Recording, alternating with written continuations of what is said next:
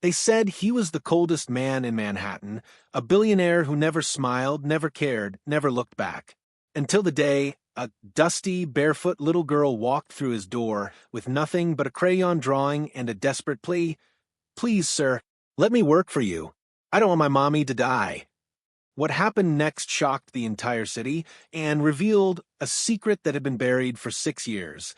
It was a bright Monday morning in Manhattan, and the city was already alive with possibility. Yellow cabs honked their way through crowded streets. Men and women in sharp suits hurried past coffee shops, their leather briefcases swinging, expensive watches catching the sunlight. The air smelled like fresh bagels, designer perfume, and ambition. Everyone had somewhere important to be. Everyone belonged.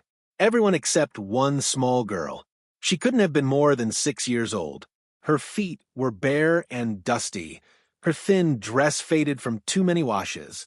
She clutched a wrinkled plastic bag against her chest like it held the most precious thing in the world.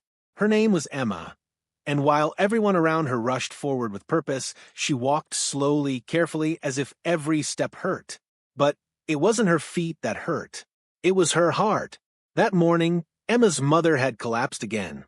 Caroline had been sick for months with something the doctors couldn't quite name, or maybe something they could name but couldn't afford to treat.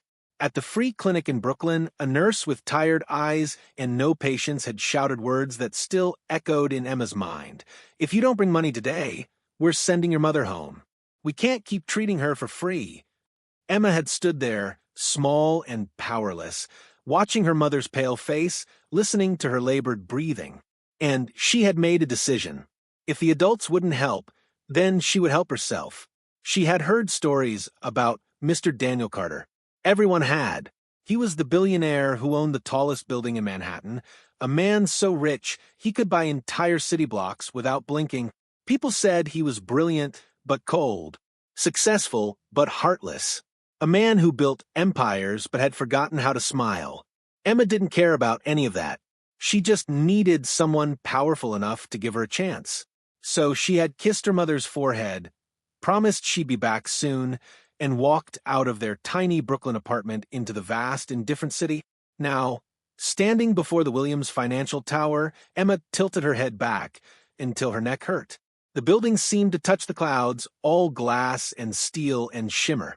People flowed in and out of the revolving doors like water, barely glancing at the small, dusty girl standing on the sidewalk. Emma took a deep breath. Then she walked inside. The lobby hit her like a wave. Everything was marble and gold, spotless and gleaming. Chandeliers hung from ceilings, so high she could barely see them. The air smelled cold and expensive, like the inside of a jewelry store. Men in suits talked on phones. Women in heels clicked past without looking down. And there, in the middle of all that luxury, stood a barefoot 6-year-old in a faded dress. People stopped. Conversations paused. Eyes turned. A security guard marched over immediately, his face hard. "Hey, whose kid is this? You can't be in here. This isn't a playground. Go on home now." Emma looked up at him with wide, serious eyes. "Please, sir, I'm looking for work. I'm not here to beg." The guard blinked, then laughed, a loud, harsh sound that made Emma's cheeks burn. "Work? You?" He shook his head. "Go on home, little girl. Stop wasting everyone's time." But Emma didn't move. She walked to a corner near the reception desk and sat down on the cold marble floor, clutching her plastic bag. Her lips pressed together in determination. She would wait. She would stay as long as it took. Minutes passed, then an hour. People walked by, some glancing at her with pity, others with annoyance. No one stopped, until Grace did. Grace Martinez had worked as an executive secretary at Williams Financial for 7 years. She'd seen a lot in that time: corporate battles, million-dollar deals, powerful people at their best and worst. But she'd never seen anything quite like this: a child sitting alone on the lobby floor, quiet and dignified, refusing to leave. Grace knelt down beside Emma, her voice soft. "Sweetheart, what's your name?" "Emma," the girl whispered. "Emma, that's a beautiful name. What are you doing here all by yourself?" Emma's eyes filled with tears, but she blinked them back fiercely. My mommy is very sick. The hospital says if we don't bring money, they'll send her away. I don't want money for free, ma'am. I just want to work. I can sweep floors. I can wash dishes. I can help with anything. Grace's heart cracked open. She looked at this tiny girl with dusty feet and realized she was seeing something rare. Pure courage. Come with me, Grace said, gently, taking Emma's small hand. They rode the elevator to the very top floor, where the air felt even colder and quieter. Grace's hands trembled slightly as she approached the massive oak doors of Daniel Carter's office. Inside, Daniel sat behind his enormous glass desk, signing documents without looking up. He was 42 years old, handsome in a severe way, with dark hair starting to gray at the temples. His suit probably cost more than most people's monthly rent. Sir, Grace began carefully. Someone's here to see you. I'm busy, Daniel said flatly, not raising his head. Schedule them for next week. It's a child, sir. Daniel's pen stopped mid-signature. Slowly, very slowly, he looked up. And there she was, a little girl, no more than 6, standing in the doorway of his billion-dollar office. Her dress was torn at the hem. Her hair was tangled. Her feet were bare and dusty. But her eyes were the most serious, most determined eyes he'd ever seen. In her small hands, she held a piece of paper. Daniel stood, confused and oddly moved. Who are you? My name is Emma, sir. Her voice was soft but steady. I came to ask for work. Daniel almost smiled at the absurdity. Work? You're just a child. I'm 6, Emma said, as if that made all the difference. I can clean your shoes. I can organize papers. I can run errands. Please, sir. Her voice cracked. I don't want my mommy to die like my daddy did. The room went silent. Grace wiped her eyes. Daniel walked around his desk and knelt down to Emma's level. What's that in your hand? Emma held out the paper, a child's drawing made with crayons. It showed a little girl giving a flower to a tall man.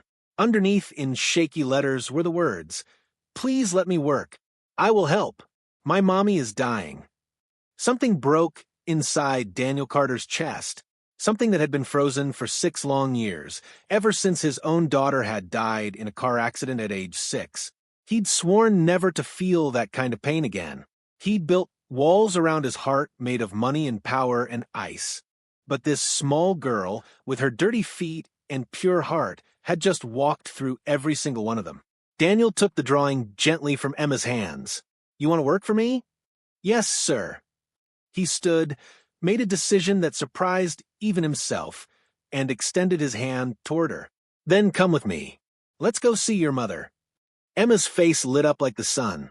She placed her tiny hand in his large one, and together they walked out of the office. Everyone in the building stopped and stared. The cold, heartless billionaire was holding a poor girl's hand. But Daniel Carter didn't care what anyone thought. For the first time in 6 years, he felt something other than emptiness. He felt hope. The ride to Brooklyn General Hospital changed everything. Daniel sat in the back of his black Mercedes, stealing glances at the small girl beside him. Emma's legs dangled above the floor, her dusty feet swinging slightly. She kept looking at the drawing in his hands, then at him, as if trying to understand how a stranger could suddenly become kind. Sir, Emma whispered, do you really mean it? You'll help my mommy? Daniel looked into those hopeful eyes and nodded. Yes, Emma, I promise. When they arrived at the hospital, Daniel's frown deepened. The building was old, paint peeling from the walls, the waiting room crowded with people who looked like they'd been there for hours. Emma grabbed his hand and pulled him forward. That's Mommy's room, she said, pointing down a dim hallway. Inside the small room, a pale woman lay in bed, her breathing shallow. This was Caroline, 32 years old, but looking much older from worry and sickness. When she heard footsteps, her eyes fluttered open. Emma? Baby, where did you go? I brought help, Mommy. Emma climbed onto the bed and hugged her mother tightly. This is Mr. Carter. He said he'll make you better. Caroline looked confused, trying to sit up. Sir, I don't understand. Before Daniel could respond, a nurse barged in, her face angry. You again. I told you we can't keep your mother here without. How much is the bill? Daniel interrupted, his voice sharp and commanding. The nurse froze. $200,000 for treatment and another $50,000 for previous bills. Daniel pulled out his phone without hesitation. Send me the account details. Now. And move her to a private room immediately. I want your best doctor here in 5 minutes. The nurse's mouth dropped open. Are you family? Daniel's eyes turned cold.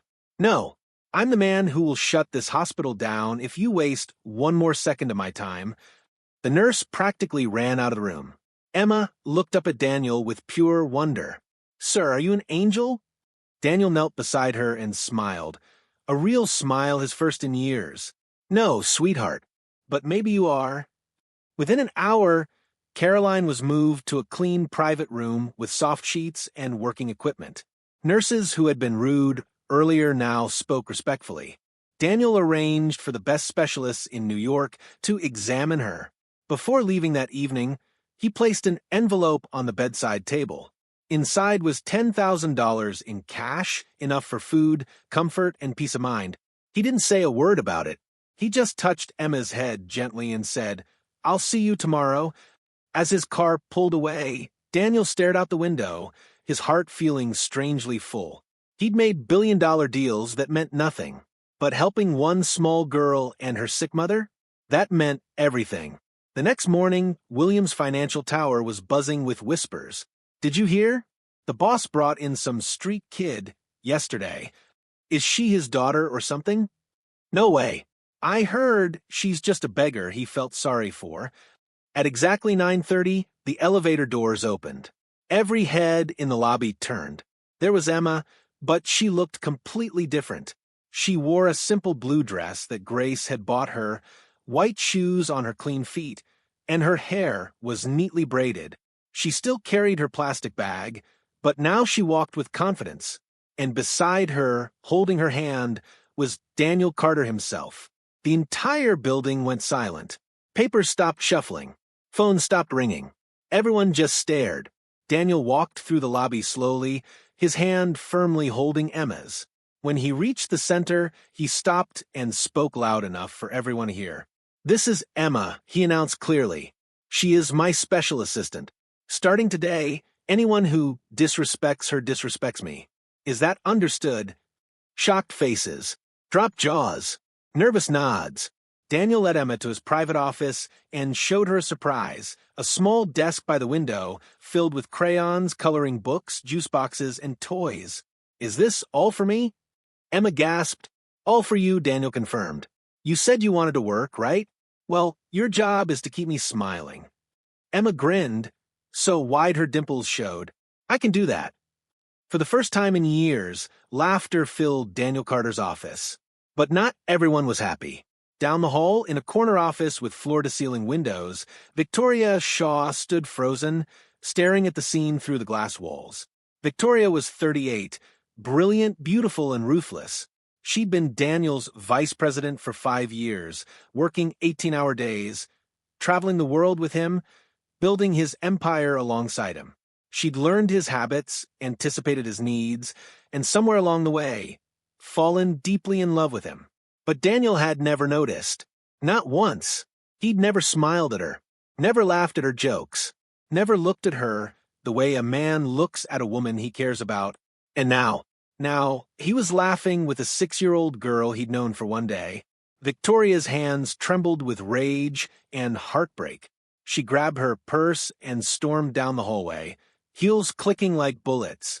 She burst into Daniel's office without knocking. What is going on here? She demanded. Daniel looked up, surprised. Emma, who'd been showing him a drawing, shrank back in fear. Victoria, this is Emma. I don't care what her name is. Victoria's voice was sharp, cutting. Why is a child sitting in your office during business hours? This is a billion-dollar company, not a daycare center. Emma's eyes filled with tears. She quietly slipped off Daniel's lap and moved to the corner, clutching her crayons. Daniel stood slowly, his expression hardening. Her name is Emma. She's my guest, and she has every right to be here. Victoria laughed bitterly. Your guest? Daniel, do you hear yourself? You've never smiled at any of us. You've worked us to exhaustion. But all it took was some dirty little girl with crayons to make you laugh? Watch your words, Daniel warned, his voice dropping dangerously low. But Victoria was too hurt to stop. 5 years, Daniel. 5 years, I've given you everything. I've worked nights, weekends, holidays.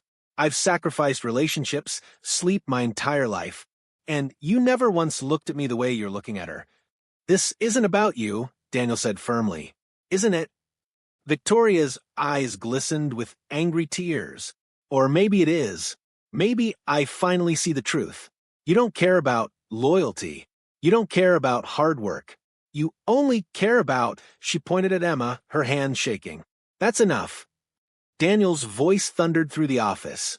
Emma is a child who came here with more courage than most adults I know. If you have a problem with that, maybe you need to reevaluate why you're really here. Victoria stood there, trembling, tears streaming down her face. Then she turned and stormed out, slamming the door so hard the windows rattled. Emma sobbed, quietly in the corner. Daniel rushed to her, kneeling down. I'm sorry, Emma whispered. I didn't mean to cause trouble. You didn't do anything wrong, sweetheart. Nothing at all. But as Daniel held the crying child, he didn't see Victoria outside his office, standing against the wall, wiping her tears and making a decision. If Daniel wouldn't see her worth, she'd make him see the truth about Emma. 3 days later, Victoria sat in an expensive cafe in Midtown, meeting with 2 private investigators. She slid an envelope across the table. I need everything, she said coldly. Where the girl came from. Who her mother really is. Every detail. The investigators nodded and disappeared. Within 48 hours, they returned with a brown folder. Victoria opened it slowly, and her eyes widened as she read. Emma, not biological daughter of Caroline Mitchell, found abandoned behind warehouse near Velvet Room nightclub 6 years ago. No birth certificate. No legal adoption papers. Caroline found her wrapped in cloth with a handwritten note. Victoria's lips curled into a dark smile. Perfect. She made 3 phone calls. 1 to a tabloid journalist, 1 to a gossip blogger, 1 to a business news website. By the next morning, the story exploded across the internet. Billionaire duped? Daniel Carter falls for sympathy scam. Abandoned street child manipulates CEO with fake story. Not even her real daughter. The truth behind the tear-jerker. Photos of Emma feeding Caroline appeared everywhere, accompanied by harsh commentary and cruel speculation. When Daniel walked into his office that morning, Grace was waiting, her face pale. Sir, you need to see this. She handed him a tablet. Daniel scrolled through the headlines, his jaw tightening with every word. His hands began to shake, not with sadness, but with pure rage. Who did this? He asked quietly. Grace hesitated. The leak came from inside the company.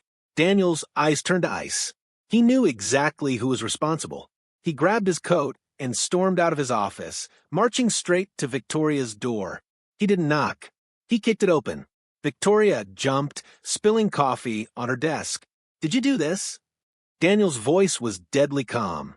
Victoria stood, trying to look innocent. Do what? Daniel slammed the tablet on her desk. Don't play games with me. Victoria's mask slipped.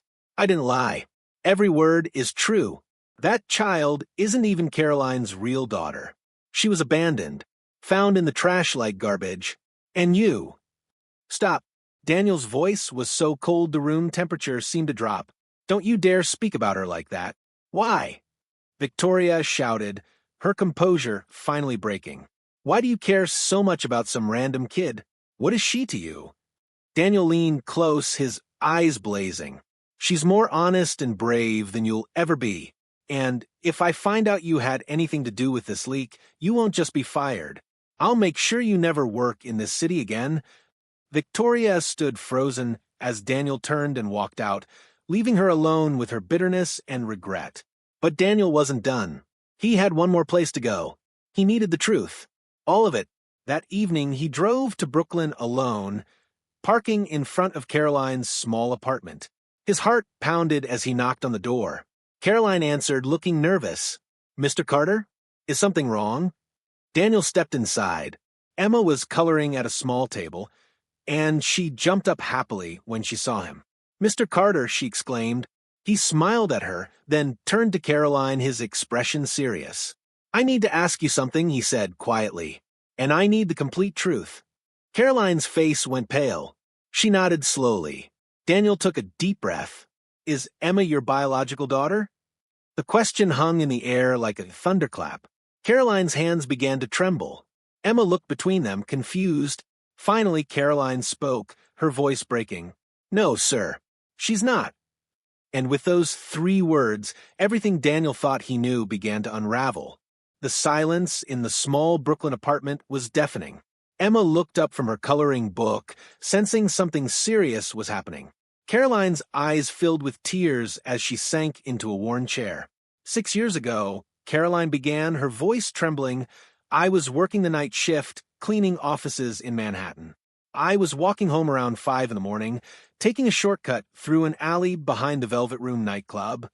Daniel's heart began to pound. The Velvet Room. He knew that place. That's when I heard it. Caroline continued, wiping her eyes.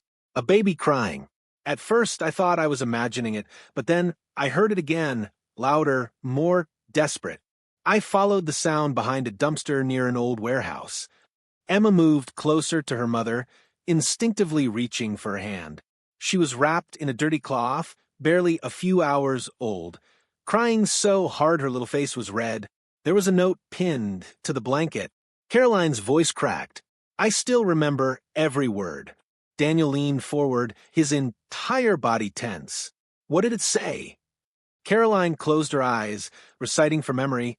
It said, I'm sick and dying. I can't raise her. I got pregnant from a one-night mistake at the Velvet Room.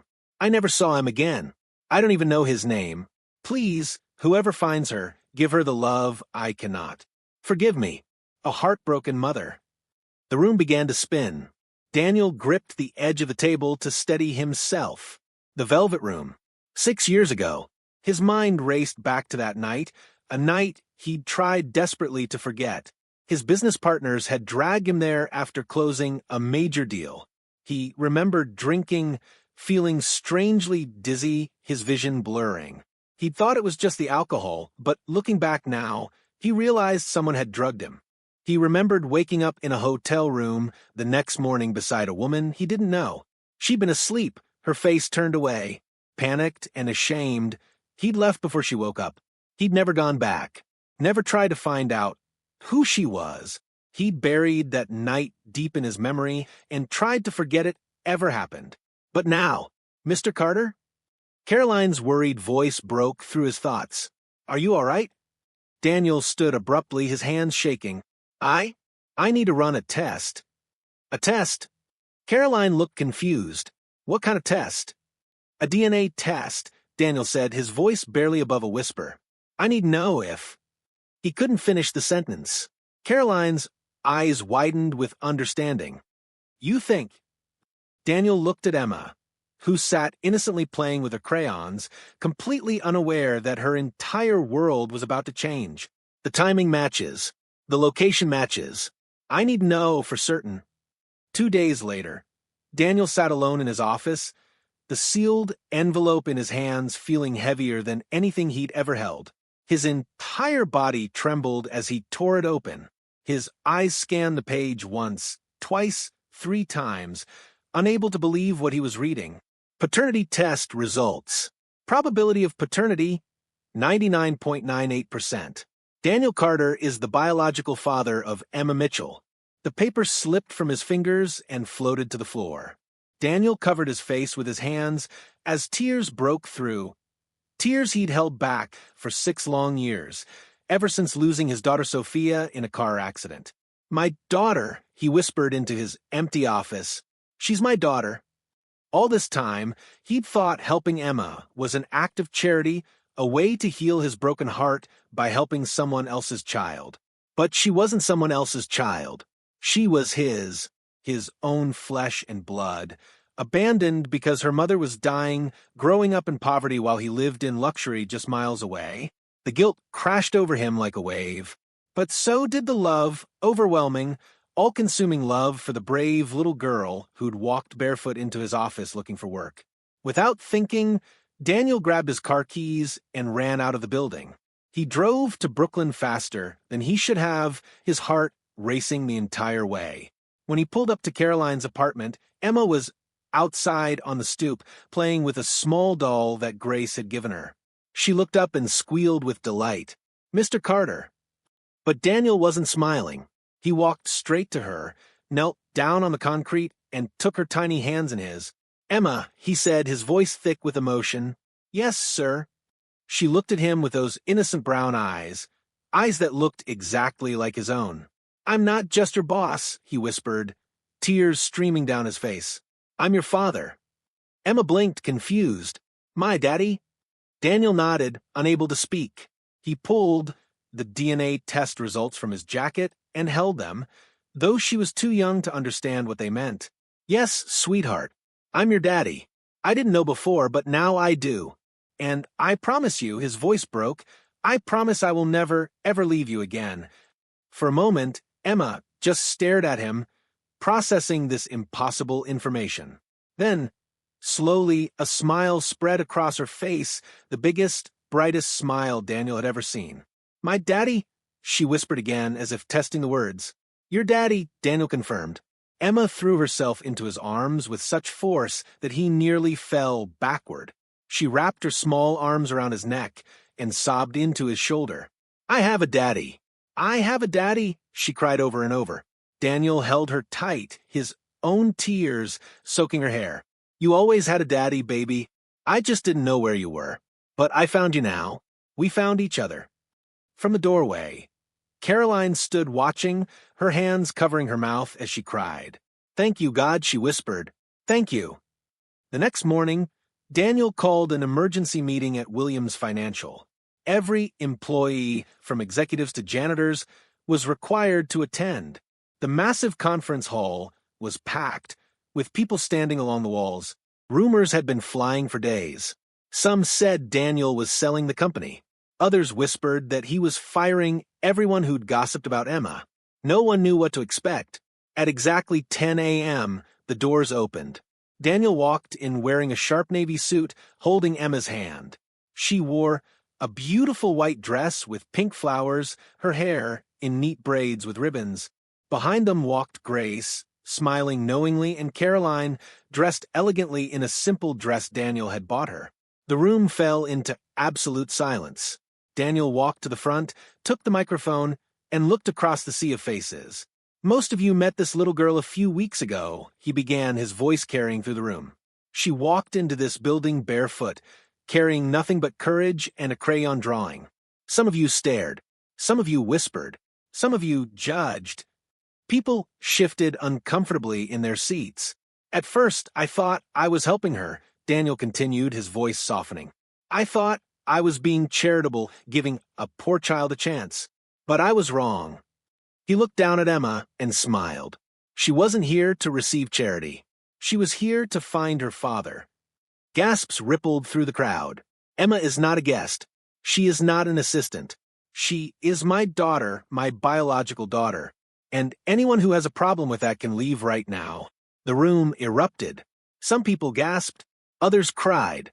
Grace openly sobbed into her hands, finally understanding why the connection between Daniel and Emma had been so powerful from the start. In the back corner, Victoria Shaw sat frozen, her face pale as death. All her jealousy, all her cruelty, all her bitterness, it had been directed at Daniel's own child. The weight of her actions crashed down on her shoulders. After the meeting, as people slowly filed out, Victoria waited until the room was nearly empty.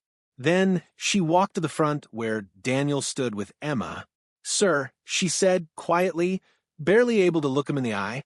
Daniel turned, his expression unreadable. Victoria took a deep breath and knelt down, not just in front of Daniel, but in front of Emma.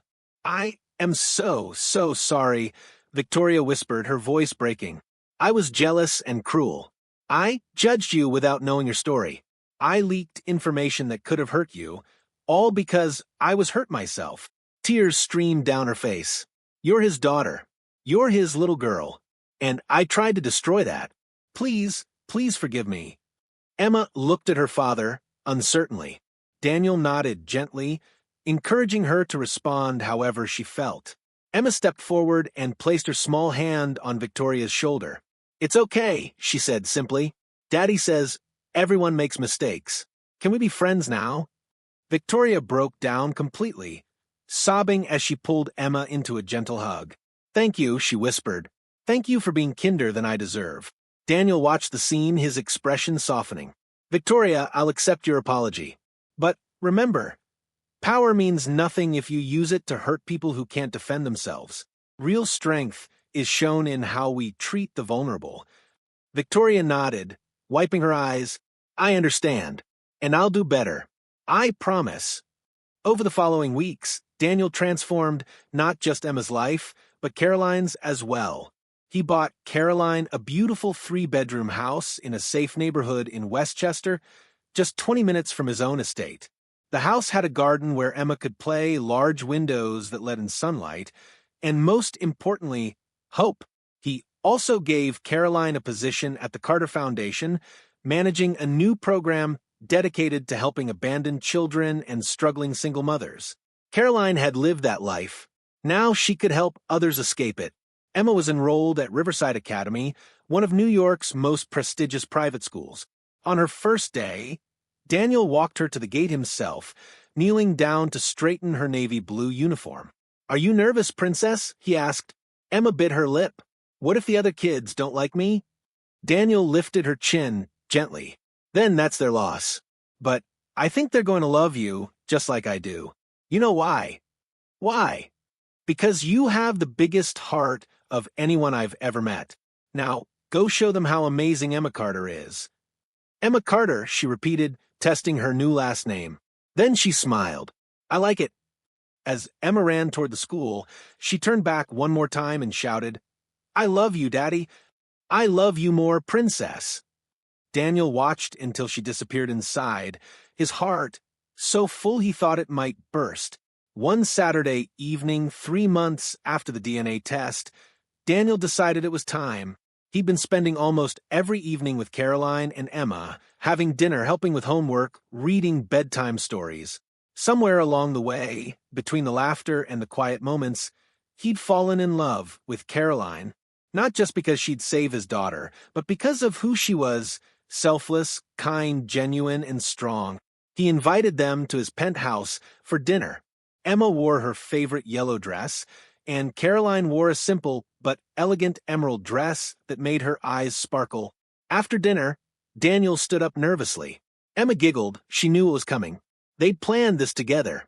Caroline, Daniel began, 6 years ago, I made a mistake that haunted me. I didn't know that mistake would result in the greatest gift of my life. He looked at Emma, who was bouncing excitedly in her chair. You found her when I couldn't. You raised her when I didn't know she existed. You gave her everything you had, even when you had almost nothing. You gave her love, dignity, and courage. Caroline's eyes filled with tears. I can't give you back the years you struggled, but I can give you the future. Daniel knelt down and pulled a small velvet box from his pocket. Emma jumped up and ran to stand beside him, holding a single white rose. Mommy, Emma said, her voice wobbling with excitement, Daddy and I have a question for you. Daniel opened the box, revealing a stunning diamond ring. Caroline Mitchell, will you marry me? Will you let me spend the rest of my life thanking you for saving our daughter? Will you be my family, not just Emma's mother, but my wife? Caroline covered her mouth, tears pouring down her face. She looked at Daniel, then at Emma's hopeful face, then back at Daniel. Yes, she whispered. Yes, 1,000 times yes. Daniel slipped the ring onto her finger, stood, and pulled her into his arms. Emma squealed and jumped up and down. We're real family now. Emma shouted, a real forever family. Daniel laughed through his tears, pulling both Caroline and Emma into his embrace. We always were, Princess.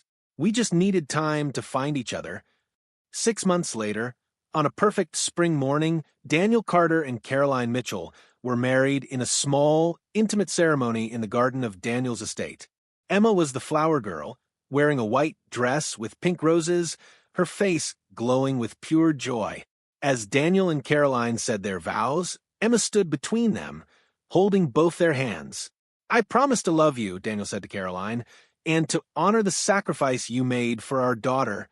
"I promise to love you," Caroline replied, "and to build a future as beautiful as the second chance we've been given." Then they both turned to Emma. "And we promise," they said together, "to always be a family." Emma beamed. "Forever and ever?" "Forever and ever," they confirmed. 2 years later, Daniel stood in his office, looking at a framed photo on his desk. It showed him Caroline and Emma at a beach, all laughing all together. Beside it was Emma's original crayon drawing, the one that had started everything. Grace knocked and entered. "Sir, the Foundation's annual report is ready. We've helped over 10,000 abandoned children find homes this year." Daniel smiled. "Good. And the scholarship program?" "Fully funded. 50 kids will go to college this year who otherwise couldn't afford it." "Perfect." Grace hesitated. "You know, sir, 2 years ago, if someone told me you'd become this person, this father, this husband, this philanthropist, I wouldn't have believed them." Daniel chuckled. "Neither would I." "What changed?" Daniel looked at the photo again, his eyes soft. "A barefoot 6-year-old girl walked into my office and reminded me what matters. She didn't see a billionaire. She saw someone who could help. And in helping her, she saved me." That evening, Daniel drove home to Westchester. As he pulled into the driveway, he could see Caroline in the garden and Emma running across the lawn, her laughter carrying on the breeze. She saw his car and screamed, "Daddy's home!" Daniel stepped out, and Emma crashed into him, hugging him tight. "How was school, princess?" "Amazing. I got an A on my science project. That's my girl." Caroline walked over, and Daniel kissed her gently. "How was your day, Mrs. Carter?" She smiled. "Perfect.